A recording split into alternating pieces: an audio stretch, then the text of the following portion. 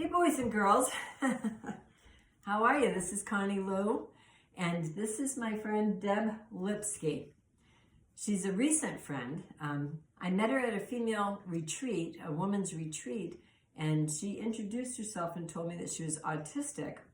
And I have never had an autistic friend before, so this is an interesting journey for me. She's brilliant. Her mind, the way her mind works just boggles my mind. She's brilliant, she's funny, and she's occasionally a real pain in the ass. And as I think a lot of us think people are, whose brain operates a little differently from ours. But there's brilliance and beauty in autism, and I'm learning about it, and I wanted to share it with all of you. So Deb is an international author and presenter on autism. She's been doing public speaking on that topic for many years and would love to do more if any of you out there would like to engage her in that. These are books that she has written. The first one she contributed to is called Autism All-Stars.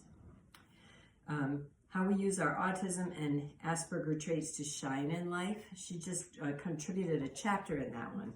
But this one she co-authored with Will Richards, Managing Meltdowns, Using the Scared Calming Technique with Children and Adults with Autism. And the scared is just S-C-A-R-E-D. That's the method. That is the method. The method. And it's an international bestseller. You left that part out. Oh, I didn't know that. It's an international bestseller. This book is How People with Autism Grieve and How to Help, an Insider's Handbook. And this one is From Anxiety to Meltdown. How individuals on the autism spectrum deal with anxiety, experience meltdowns, manifest tantrums, and how you can intervene effectively. This is a really good thing to know, because if you have a family member with autism or you make a friend with autism, I think it's a good idea to know how the brain operates so that you can be a more effective and helpful friend in time of crisis. So I'm going to get my butt out of the way and let Deb have center stage and tell you a little story about being autistic. Well, thank you. And I'd like to share with you stories. This is what I do. People with autism, we're concrete, we're literal, and things are black and white. And we have a lot of difficulties in society because society is very fluid. And it's very difficult for us to process. Case in point, flashback 2020. And I have to understand, I don't have social media. I'm on Connie's channel or station or whatever you call this. So I'm oblivious to what goes on in social media. I don't watch television much. I live off grid. So I was completely unaware of the ramifications of the lockdown of 2020. Well, it happens to be that I was running out of toilet paper. I was down to a half a roll. And when I go shopping, I usually take a list of things I need. So as an autistic individual, I go in and get what I want. So, and during the lockdown, they allowed extra hours early in the morning for elderly, old people, anyone over 60, seniors to go shopping. So I roll into the shopping area there to the parking lot, and all these cars are lined up. Nobody's in the store yet. I'm like, I wonder what's going on. I don't know. And all of a sudden, the food truck delivery, I don't want to say any names of any major supermarket chain, comes driving in and loads to unload its goodies for the day. Dear God, I thought that I was in a famine-ravished third world country, and that was the UNICEF truck, and there was no food for a million miles. People were sprinting out of their vehicles, running in the store, and I didn't know what the fracas was. So I'm going in, and it was pretty obvious where they were all headed, and they were headed to the paper goods aisle, mainly the TP section. And the poor stock clerk was trying to, load up, the shelves, and it was flying off the shelves, the toilet paper flying off the shelves.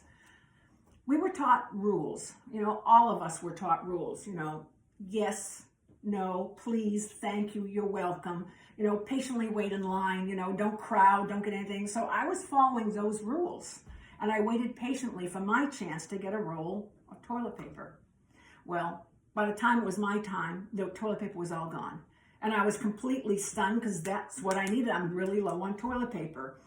To add insult to injury, I'm going up and down the aisles. The aisles are all empty. There's no food left. I don't know what happened overnight, except if you like canned spinach and canned lima beans, there's a ton of them.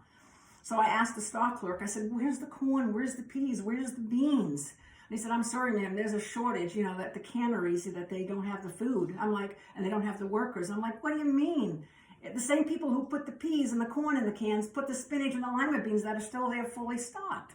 He's like, I don't know. And I said, okay, fine. I'm struggling with a person with autism because my backup's on the list. You would think that somewhere down the line, overnight, an ounce of gold dropped to the value of $1 and a 16-ounce box of Prince macaronis went up to $10,000 a box because there was nothing left. So I had nothing, and I was just dumbfounded. So I had a few items I did find. Mainly cat food was still available. And I roll up to the checkout.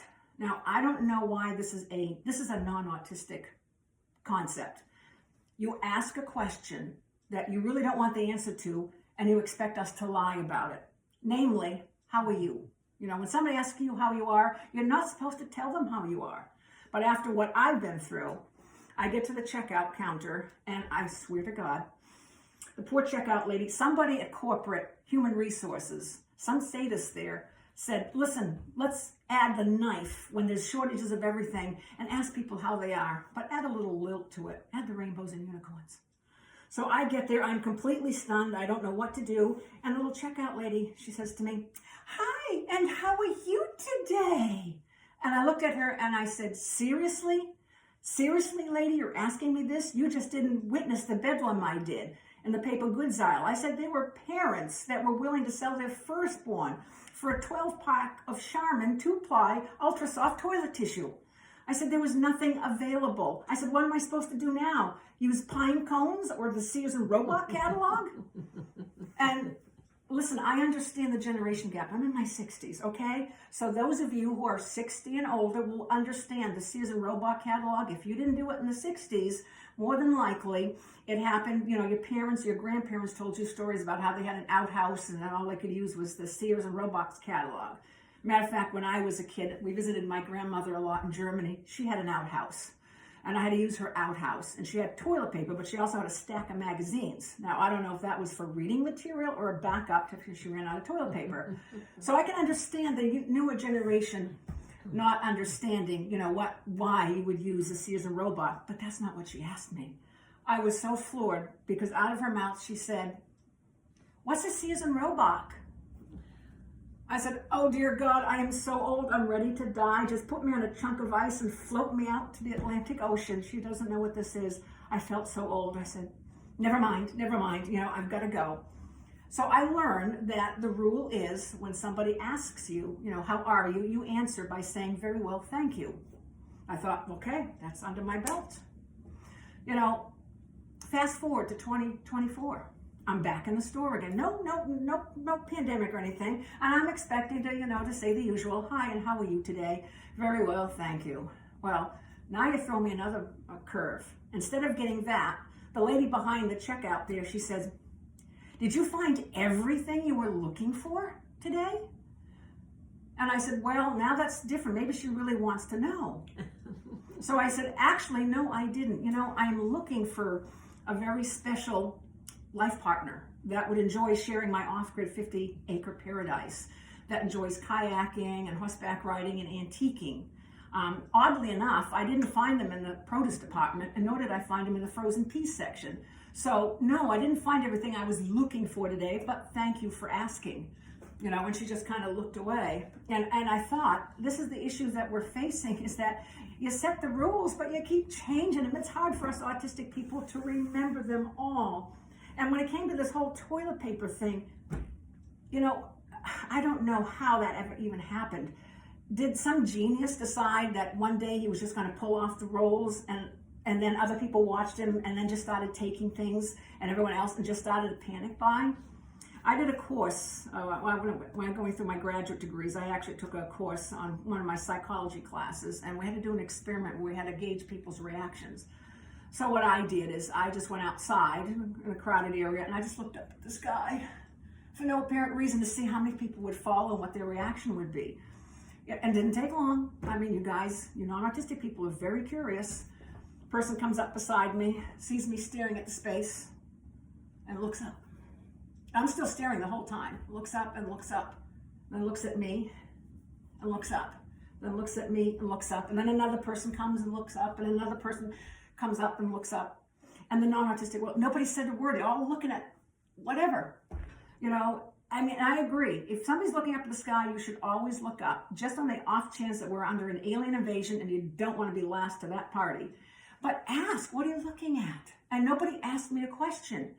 If I were in the store the day of that toilet paper shortage and I saw people doing that, other than that beast of the beehive thing, I would ask that person what they're doing. But I have social skills. I've been taught social skills. I could start with a conversation. I wouldn't be rude. I'd go up to a person who's taking the toilet paper and stuffing it in their thing, and I'd go, "Whoa, excuse me. Is there a neurovirus I don't know about? Or did you guys have too much Metamucil in your bran flakes this morning? Why are you stocking up on all that toilet paper?" I would ask. Autistic people would ask, "What are you staring up at the sky for?" It's the non-autistic world that doesn't do that. That really floors me. So it's almost impossible to really understand, what the social mores and what goes on every day, because it is always fluid and changing. And sometimes, I wonder, my God, what gives you guys the will to get up in the morning without that logic and concreteness and that fluidness? How do you survive? You ask that about us, but I ask that about you. So my story was just a toilet paper story. I don't know what happened. The irony is I teach courses, or I teach people about how to work with autistic individuals, teaching them strategies to cope with life. The irony is, after the pandemic, I was teaching courses for adult ed on emergency preparedness, teaching non-autistic people how to be more logical and concrete and not to panic during emergencies. So I kind of think it's gone full circle.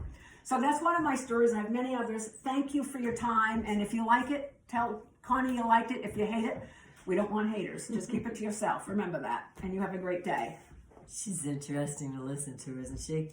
I just wanted to finish off on one note. I wanted to say, I guess when it comes to what's socially proper, I never have quite fit into that category either, because I tend to tell the truth.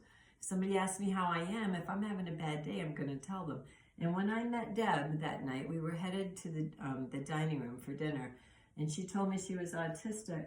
And I said to her quite innocently, "Oh, I've never met anybody that was autistic before. Is there something I need to know that will help me be a better dinner companion so that I don't trigger you or do something that's going to upset you?" And she just stopped and looked at me and said, "Nobody's ever asked me that before." And so the point I want to make is, in order to make this world the kind of world that we all envision it to be, we need to all be curious about each other and our differences, and just tell each other the truth and ask questions without all of the social requirements. And take a page from the book of Autism, the way Deb describes it, and just be fucking real. Just be real. Use the cuss word. That's not socially appropriate. Sorry oh my God. See what I'm talking about, people? Hey guys, thanks a lot for your time and attention. It's been real. Love ya. Have a kick-ass day.